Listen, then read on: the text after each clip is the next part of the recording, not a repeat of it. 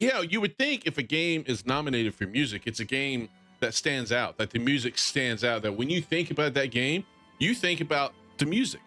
So I don't know if you were aware of this, but well, I know you are, Power, to some degree. And, obviously, I played Expedition 33. You played Expedition 33. Now, we have our different opinions on the story there, but I'm sure there's one thing you and I both agree on, is that the music in that game was fan fucking tastic. It was you.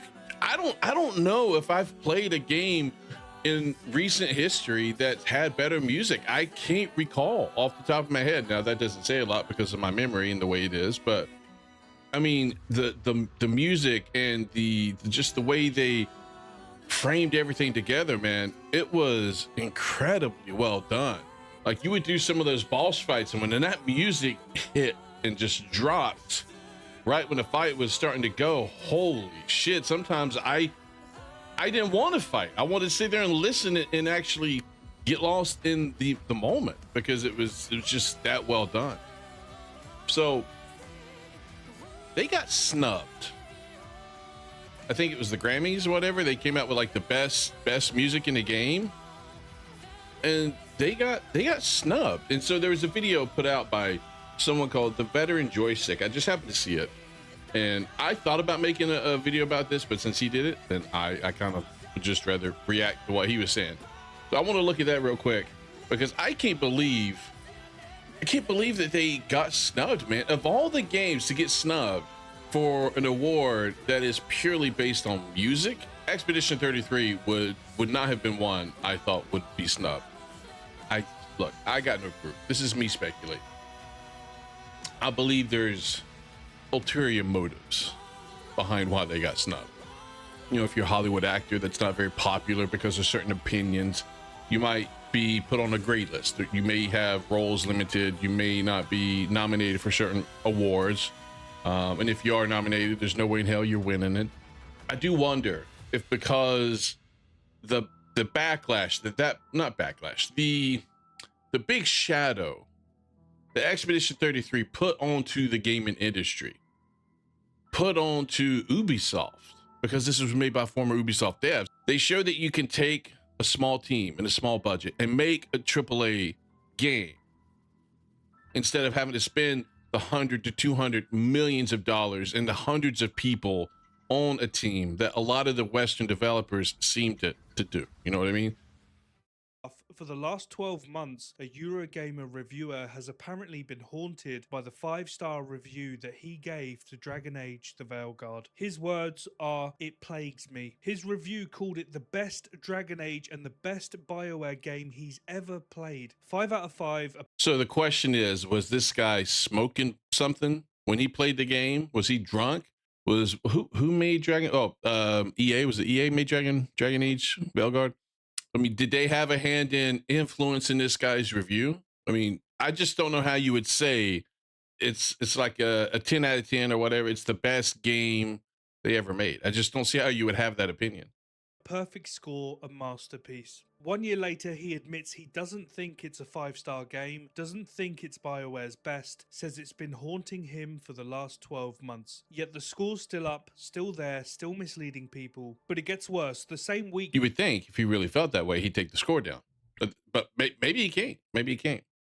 That article dropped, the Grammys announced their best video game soundtrack. This is what we're talking about. Star Wars Outlaws made the list, so did Avatar and Indiana Jones. Guess what didn't? Claire Obscure Expedition 33, one of 2025's highest rated games. I didn't play Star Wars Outlaws and I didn't play Indiana Jones, but I can promise you the music and how it hits in Expedition 33 is going to far outshine anything those other two games did. I'm sorry. Unless you're going to tell me Indiana Jones is doing it is on there purely because of the Indiana Jones theme, like dun dun dun dun dun dun dun dun dun dun dun dun.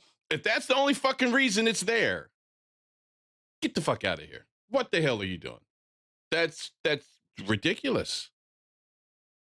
Yeah, the Avatar game. I haven't heard shit about that game. I haven't heard shit about it. arguably game of the year for most. 5 million copies sold, #1 on the Billboard classical chart for 10 weeks. Yes, #1 on the Billboard charts, man. That's okay. Did any of those other games you mentioned also make #1 on the Billboard charts? Because that's directly tied to music.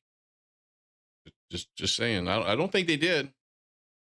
Of the best game soundtracks in a decade. Got nothing, not even a mention. Same week, same industry, same broken machine that decides what you're supposed to play. And if you're still trusting these people, then listen up. Dragon Age the Veilguard scored an 84 critic score on Metacritic. User score of 3.9. Says it all. We all know the reason why by now without even... Look, the discrepancies between games, game critic reviews and user reviews, the fact that that's continuing to happen more and more and more, why do we even have official game critics at this point? We don't need them. Get rid of them. They used to serve a purpose, but now when they're reviewing it based on criteria that doesn't match the users, and they're obviously coming up with scores that's not even close to the user scores, then they need to just go away. Need to go away. Mentioning this thing, the game went through Expedition 33 would clear all of those games, not just the music, but gameplay and everything. By a Mass Effect team sent in to salvage what was left. The development was a mess, the writing was even worse somehow, the game showed it. But sure, 5 stars, BioWare's best game ever according to this guy. Now 12 months later he admits, I don't think it's a 5-star game, says that when asked if he'd score it differently now, he said yes I would. Probably land on 4 stars now. Probably 4. He'd still give it 4 out of 5 stars? Are you shitting me? An 8 out of 10?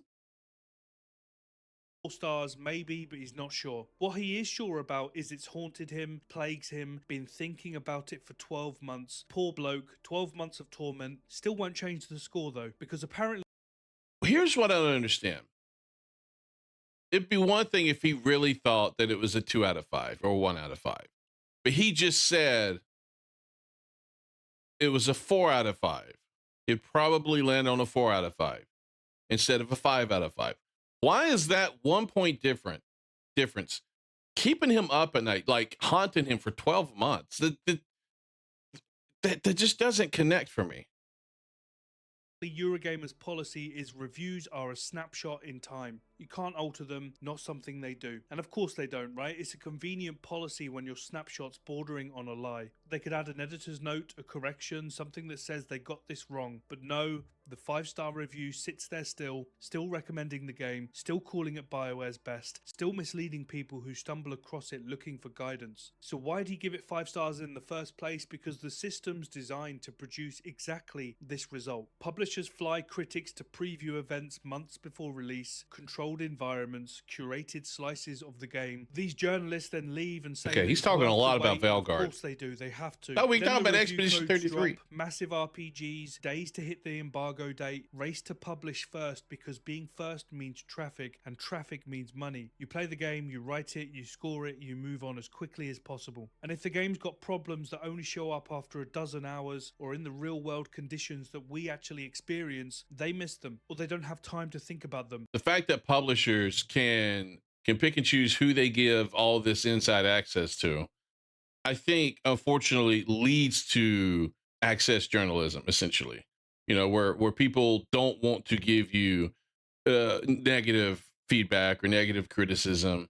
They just want it to be toxic positivity to keep that sort of access inside of whether it be free stuff, whether it be review codes, whatever it is they feel like they get and they want to keep getting. The fact that developers can pick and choose, I think, helps kind of keep that situation going. If developers had to give out review codes and review copies to all of these different publishers that produce game reviews, then I don't think it would matter. I think people could be more fair and more open and honest with the reviews that they provide because they know they're going to continue to get these review copies because that's their job, right? Instead, what you have is you have publishers picking and choosing who they want to provide review codes to, trying to ensure they get positive reviews out the gate, because we've seen positive reviews out the gate can make or break your game. If you get negative reviews, that can seriously kill the initial impact your game's going to have coming out the gate. And if it doesn't have that impact, it's got no chance. Not with the cost of games nowadays. Well, they just ignore them. Either way, the embargo doesn't wait. The system produced a 5-star review for a game that's now haunting the bloke that wrote it. I also don't like the fact that there's embargoes that a lot of times won't lift. Recently, I've seen these where they won't lift the embargo until the day of the release because they're trying to ensure pre-orders aren't impacted, trying to ensure that people who want to buy the game or potentially thinking about the game might buy the game before they see any sort of negative review. The system is working exactly as it's intended. He didn't take a bribe, he just did exactly what the machine's designed to make him do, and now he's plagued by it. Just not plagued enough to You don't actually know fix that he it. didn't take If a you bribe, think that's but just another example of games media being we terrible assume he at their didn't. jobs. It gets worse. In the same week, the Grammys announced their 2020 Maybe that's why he's haunted because he did take a bribe. I don't know. 6 video game soundtrack nominations. Avatar Frontiers of Pandora made the list, so did Indiana Jones and the Great Circle, so did Star Wars Outlaws, Clair Obscur, Expedition 33. You know, the greatest soundtrack in the last 20 years got nothing, not Yeah, even a mention. and that's when ridiculous, was the last time man. you heard someone mention Avatar's soundtrack, or Indiana Jones's, or Star I haven't heard it at all. That's the problem. None of these games have I heard them praised at all for their music. The only game I've heard that's been praised for music over the last year has been Expedition 33. I mean, that shit was huge. Wars Outlaws? Go on any social media right now and try to find anyone talking about those soundtracks. They literally don't exist in the conversation whatsoever. Now search Clair Obscur and you'll find thousands of people calling it one of the best game soundtracks in years. It hit #1 on the Billboard Classical chart. It stayed there for 10 weeks. The game sold 5 million copies, had no massive marketing budget, just a small French studio that made something people actually loved. It was such a good game too, man. It's one of 2025's highest rated games, arguably one of the best RPGs of Yasuke Simulator actually had a banger soundtrack. Did it really? That's funny as hell, man. this millennium, a genuine phenomenon. And the Grammys ignored it completely. Meanwhile, massive AAA games that literally nobody is talking about get the nominations. Even the people who were nominated know it's a robbery. Austin Wintory, the composer nominated for his work on Sword of the Sea, said he was sad at the lack of Expedition 33 and said he'd happily trade places. A nominee openly... Yeah, I mean, he should. What he should do, whoever wins this, if they had any balls and any like principle to them, whoever wins this should refuse and say no, because Expedition 33 wasn't on here. And they are the ones, honestly, that should have won the award. I mean, they should refuse. If they have any balls and any principle, they won't take the award. Not at all. He's saying that the game that got snubbed deserved it more than he did. So why did it happen? It happened for the same reason that Eurogamer gave Veilguard 5 stars. Visibility over value. Sandfall Interactive is a small studio. No lobbying power. I don't know if it's... I disagree. I don't know if it's visibility. Like I said, I think it's because of how much it put the current gaming industry in a negative light. Because Clair Obscur showed, or Expedition 33, excuse me, showed that you could do it this way without having to do it the exact same way that the current Western dev teams do it. Like I said, it's the amount of money, the size of the dev team. It was purely popular by, like you said, word of mouth power because of how good the game was, how good the music was. It didn't need to be artificially propped up. And I think it put such a negative light on the current gaming industry. They didn't want to show it any props. They wanted to screw this game over as much as possible. No industry clout, no ad spend at the Grammy voting events. Meanwhile, EA, Ubisoft, Disney, they've got the big budgets, the sponsors. I also wonder if that has anything to do with the 2 power. Because when you look at this game, it's purely French. There's no real, I mean, there's like a black guy in it here and there, but there's no real huge diversity in it. You know, like a lot of people seem to want to have in their, the games that they make. I'm not saying the customer base wants it, but what I'm saying is the dev teams, the people making the games, a lot of people seem to want it because that's their ideology. So the fact that this game doesn't have it, I think that also plays a role into it. The connections. Awards aren't about what's best, they're about who's loudest. the most visible, who pays, who you know, who you owe. Both of these examples are part of the same broken system. So keep this in mind, Well, because there if is you're some still truth to reading that, but I day don't one think it's the reviews main from reason. these places, you're being lied to. But most of us worked that out years ago. The trust is gone now and it's not coming back, which makes what's happening with indie games even more impressive. When a game like Clair Obscur sells 5 million copies, it wasn't just handed that success. There were no fancy events. Where is No that award area? I don't remember that area. Did I miss that area? Maybe I did. access machines churning out hype. It took the hard route. When Silksong launched and hit almost 600,000 concurrent players on Steam, 587,000 to be exact, breaking records, crashing storefronts, it did that based on one thing: trust in Team Cherry. 7 years of waiting, no over-the-top marketing campaigns, no lies, just a studio that delivered. And you know what they did? They delivered what the customer base expected. They didn't put anything else in there. They didn't try to push anything. They gave you exactly what the customer base wanted. That's why they're successful. So let's look at this. How much was Hollow Song? What, $20, right? $20? Think so. And it was times 587. Let's just 87,000. We're just gonna go with that. How much do you think it costs to make that game? Just saying. They made 11.7 million. I promise you it's probably more because I rounded down. It was higher than that, but I rounded down to the 587,000. It was higher. They made almost $12 million off of that game. It was $20. I mean, holy shit. It's ridiculous. They made good money for a $20 game. Delivered the first time and earned the belief and the trust that they'd do it again. That's what makes these successes so insane. They did it without the machine. And that's just the peak. That's not the total amount of sales. That was the peak player base at one given time. That 587,000 could be drastically lower than the amount of sales they actually made. So that number is, I promise you, on the low end. There's no doubt in my mind they sold more than that.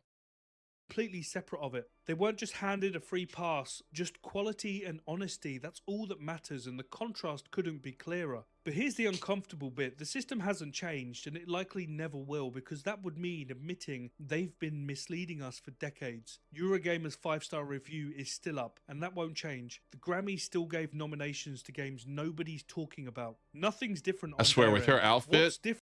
Hold on. With her outfit, when I first glanced over at her, I don't know who she is. When I first glanced over, I felt like she was supposed to have 4 boobs. I mean, it's just the way this outfit is at the top. It looks like she's supposed to have 4 boobs. Like maybe she's got 4 nipples under there. I don't know. I mean, probably not, but that's what my mind went to when I initially saw it. Is that her? Is that Morgan? See, here's the thing I hate about the way they do current female designs in video games. Fortnite's got this issue. Marvel Rivals does not, but that's because, you know, Marvel Rivals is not made in the West. But a lot of your more modern female characters in modern Western games, they're the safe horny. You know, they're attractive, but they're not too attractive. And they're dressed to be fairly safe, right? And if doesn't matter what type of design, what type of outfit you have them wearing, they have almost like a uniboob, assuming they have any chest muscles at all. Like, well, boobs aren't muscles, but assuming they have any chest development at all. A lot of times they're so flat you could easily put a man's head on the body and it could pass as a dude, you know. But if they do have boobs, it's a uniboob. A lot of times there's very little definition between the two boobs, right? Or they're just too small to have that definition. That's what she's got. I mean, that's like an A cup, maybe B at the most. I mean, not every woman has to have big boobs, but we never see chicks with big boobs in video games anymore. What if they're just petite? Well, that's fine. But everybody's petite nowadays. That's the problem, Zell. Everybody's petite. Petite in boob sizes, not necessarily body type. You know, if they're petite body, then people are like, oh my God, it's a lolly. There's a pedophile. gave nominations to games nobody's talking about. Nothing's different on their end. What's different is us. We've stopped believing them, and slowly that's starting to matter more than an 8 out of 10 IGN review score ever did. Eurogamer's reviewer backtracking is something, I suppose. At least he's honest about getting it wrong. That's more than most will ever admit. But the score... And you have to ask yourself why. Why is he honest about it now? What has he got to gain about it now? Because it doesn't make sense to me why he would come out and vocally or publicly make this type of statement. It just doesn't make any sense. There's something to it. The score is still up, the review's still misleading people, and Eurogamer's policy means it will stay that way forever. So what's that honesty really worth? Precisely zero. Is it because he's mad that the development team laid off people? Didn't they lay off people after this was released? Or that they stopped development on any sort of DLC? I'm wondering if there's other like motivations there, you know what I mean, for him to come out and verbally say this. The system still rewards being a good boy. There's been so much of that going on lately. I can't keep track of it all. Critics still chase access over honesty. The Grammys still chase sponsors. We can't fix that, but we can stop listening to it. Stop clicking their day one reviews. Stop reading their AI generated tip guides. Stop watching award ceremonies that nominate Star Wars Outlaws and ignore the games people actually loved. They don't deserve your attention, they don't represent us, they've spent years proving they don't care. Support the developers who are honest with you, the ones who deliver what they promise, the independent voices. Oh, that moment in that game was so cool. To tell you the truth. I was like, what the fuck was going on? It's up to us to decide what's real and what's just smoke and mirrors designed to keep share prices as high as possible. Anyway, thanks so much for watching, appreciate you. If you enjoyed the video, drop a like, a comment. Oh, I'm happy about the Square Enix ones. Yes, I'm hoping they continue to move everything back over to Japan. They need to. They need to shut the West down. The biggest problem, though, for Square is I honestly feel like they've been influenced so long by the West. I think they've been infiltrated by the West. I think there's a lot of Japanese people over there in the gaming industry now that starting to have that same mindset, both in business and in politics. And so, unfortunately, I don't know if that's going to completely save them. Oh, because when this hits, holy shit, man. This is what sticks with me right here. Oh. We only need to incapacitate him. We'll find a way to kill him.